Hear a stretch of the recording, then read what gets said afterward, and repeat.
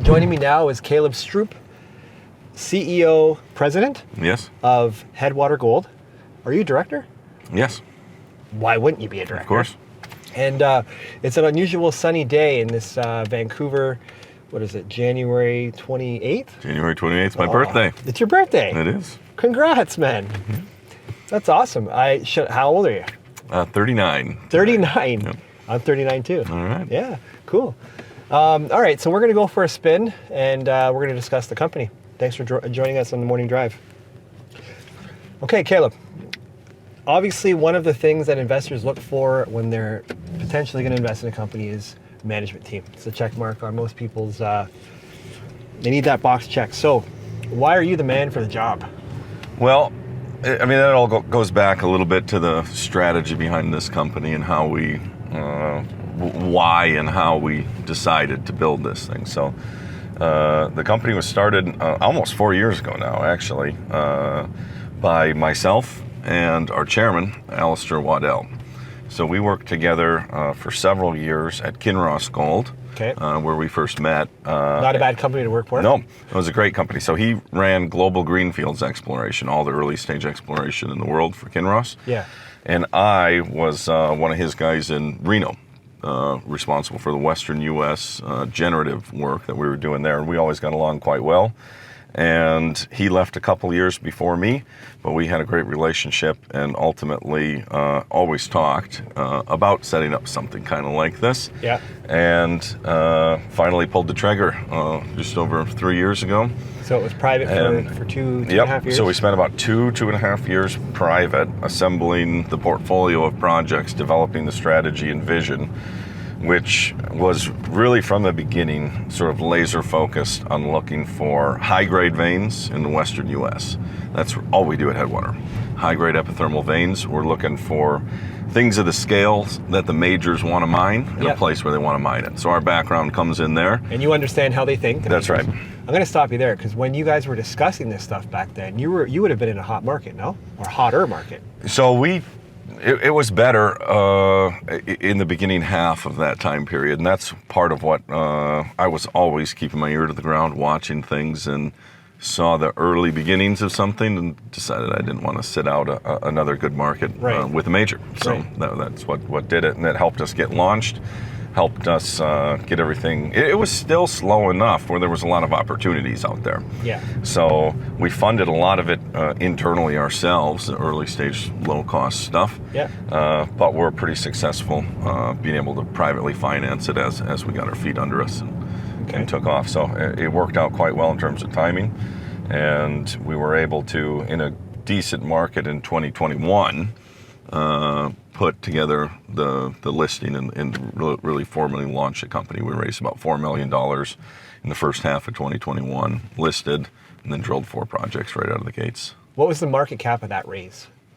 That would have been about $18 million, where we raised market cap? 35 cents in 21.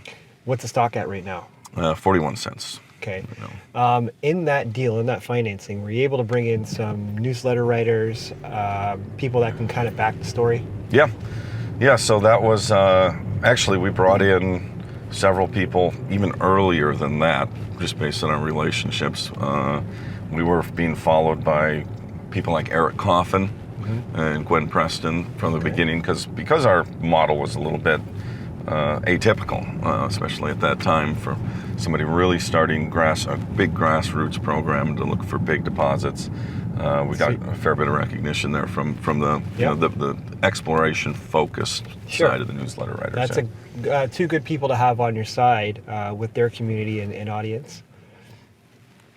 What else? Who else is in that deal? You got institutional support. Like if we were looking at a pie chart. Yeah. So as it sits so that's the last financing we did. Okay. The last big financing. So we brought in Newcrest as a strategic 9.9% shareholder in a deal we'll probably talk about. But apart from that, which was a one-off, that were the only participants, that 35-cent 2021 financing. That was it? That was it. Well, that was the last one. And then we launched the company on that. How many shares are out? 55 million. We control about 37% insiders. The Newcrest has 9.9 now. She's tightly held. We've never issued a warrant in the history. All of the company, all of those financings were done straight common share. So not much of an overhang. Yeah, none. Okay, let's get into that last deal with Newcrest, and because it's a pretty good deal. I mean, take me into this. Well, so as I said, we launched that company and we started drilling right away. We drilled 4 projects, and that's when the last half of 2021, when the market softened quite a bit. Right. We were fortunate, though, to have 2 new discoveries made out of those 4 drill programs. The market responded. We got some recognition, but not what you would get in a different market. We realized relatively quickly that it was going to be challenging and highly dilutive to continue to finance further exploration in traditional methods. So we started putting out some feelers, and at the same time, Newcrest had been watching our story, and they actually approached us first. Really? And had been seeing what we were doing, and we saw a great opportunity to partner there with a like-minded company who really has a mandate on finding new high-grade deposits in the western U.S., and it worked out perfectly, and we had the ability to do that. Our model had already proven successful with our projects, even though, as I said, the market didn't fully appreciate it. Newcrest did. Yeah. And so we put together that deal where they took a 9.9% interest in the company. Okay. And entered into 4 earn-in agreements on. At the time, we had about 10 projects. Still have about 10 projects. Okay. So they took 4 of the 10 in earn-ins. Yeah. Where they can get up to 75% interest in staged exploration expenditures, all the way to a carried pre-feasibility study. So, pretty aggressive deal. Yeah, and there's a big cash, minimum cash commitment component to it as well. So $8.5 million US guaranteed in the ground over the first couple of years of that deal. We've been already quite active, spending that money, but we're not even halfway through that number. And then the breakdown, it's better looking at a chart or something for the breakdown of the deals, but basically, if we can take one as an example, they're all individually structured.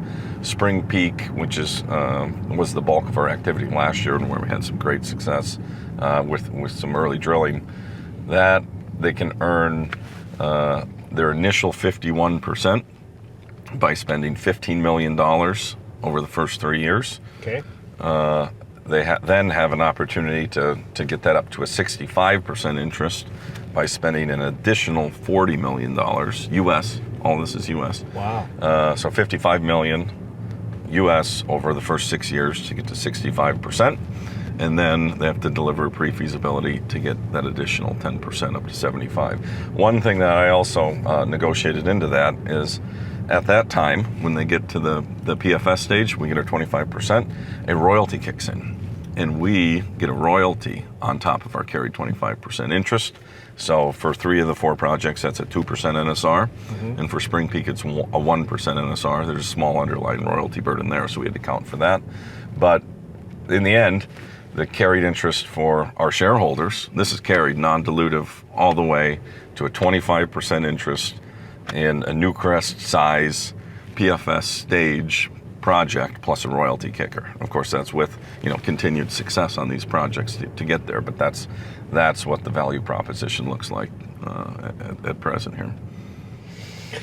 So your only downside to being really dilutive is if they back out and they don't like what's going on here. Yeah, in which case we'll get, unless they spend that first at Spring Peak $15 million US, we get the project 100% back, with no burden. The other component that is sort of layered on top of that Newcrest deal with our business model is we don't consider ourselves a project generator. We never have from the beginning. As we said, we put our money on the table here, drilling several projects, and we're explorationists, at heart. That's what we do. And so we still have this big portfolio of 100% owned projects as well, including one of those early successes that we had, our Katy project, right up along the Oregon-Idaho border.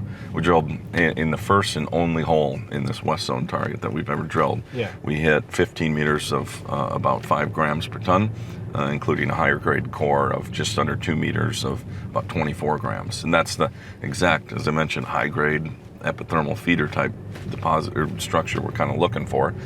That we kept out of that Newcrest deal because it's very straightforward exploration play, and the cost is relatively inexpensive relative to some of our other projects that require deeper drilling and harder targeting. This is fairly straightforward, and we kept that one ourselves to pursue on the sidelines. So the other thing that I didn't mention with that Newcrest deal is when we operate, so we're operating all of these projects, all of those Newcrest earnings, and collecting a management fee.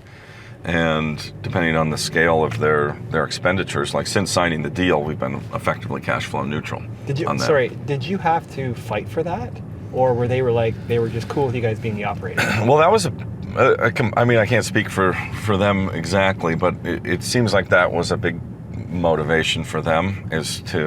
We offered a solution in terms of the projects, but also the scalability and the ability to execute and operate on the ground for them.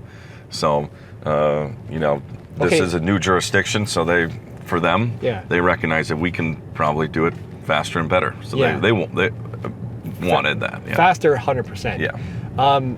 Let's stay with that thing. Let's pretend sort of, the potential new investors here or your current shareholders are, I'm Newcrest. So tell me about the team that can manage this project. Yeah. So I live in Reno. All our projects are in Nevada. I'm a geologist. I've got a technical background, so I'm pretty intimately involved in everything that we do. I've got a great chief geologist, a guy named Randy Vance, who's got about 40 years experience targeting specifically these high-grade veins for big companies. He worked for Newmont for a long time, Hecla, Klondex, companies like that, that have a lot of experience in the exploration and operational side. And then I've got a big team of young hotshot geologists, go-getter types. My key couple of guys are a couple of young PhD field geologists that have performed very well and have impressed everybody. Okay. And obviously you would consider all this high grade? Yeah, that's what we're targeting. It's high grade, underground mineable epithermal veins. There's a lot of great examples, world-class examples of these deposits in Nevada. Right. Things you may have heard of like Midas and Sleeper and Aurora, and the historic Comstock as well. These are multi-million ounce deposits that are in many cases have a significant component over an ounce or even 2 ounces per ton gold. So they're great high grade, high margin deposits, and that's where we see a tremendous amount of potential to add value for big impactful new discoveries with high grade and great jurisdiction. When it comes to news flow, what does that look like over the next, say, 3 to 6 months? Yeah, so as the operator, that's another great benefit of that. We get the results in real time as they come out, right, and have a mandate to put that out. Sure. So with the scale of the exploration that we're doing, there's always something going on. We have these 4 Newcrest earn-ins that we're operating. Yeah. We've got our 100% stuff that we're working on, always in the sidelines. And so you can look at our news flow history. We've been quite active, multiple news releases a month, and that is a pace that I expect to continue as we ramp up again in another busy exploration year in 2023. So right now, in the very short term, we've just put out some results from Spring Peak, which was a big program under the Newcrest deal that we operated last year.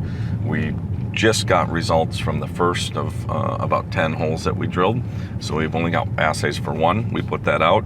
A nice high-grade vein that we discovered at depth underneath some very interesting looking geology that we drilled last year that had some gold, 38 meters of a gram last year. And now we've turned that into a broad zone that's even better grade at depth, about 35 meters of 2.73 grams per ton, but importantly, it has these high-grade vein cores to it.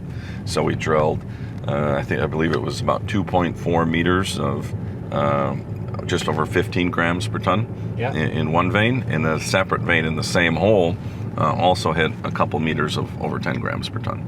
So we know we have multiple veins. We know that we have, the high grades. This is some of those individual samples are up to about 70 grams per ton gold, right?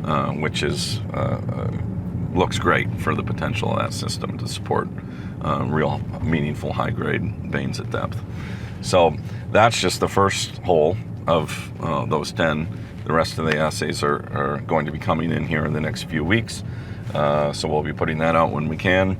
And then the focus will be looking forward to the targets that we're developing on all these other projects, both within our 100% owned assets and the Newcrest projects, and importantly, giving some guidance on the timing and scale of those programs, when they're going to kick off and how much we're going to do.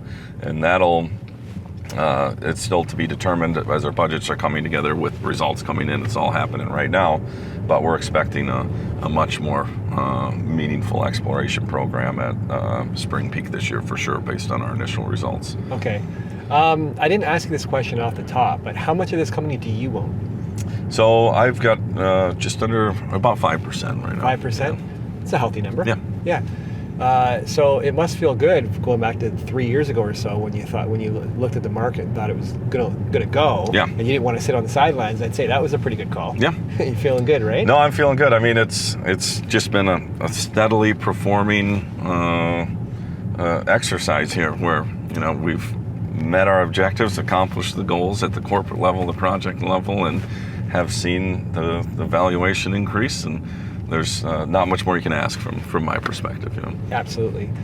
When it comes to marketing, obviously investors love to see the right marketing companies or people come in. This is obviously part of marketing. But what's the plan over the next year? Obviously, you're going to have news flow.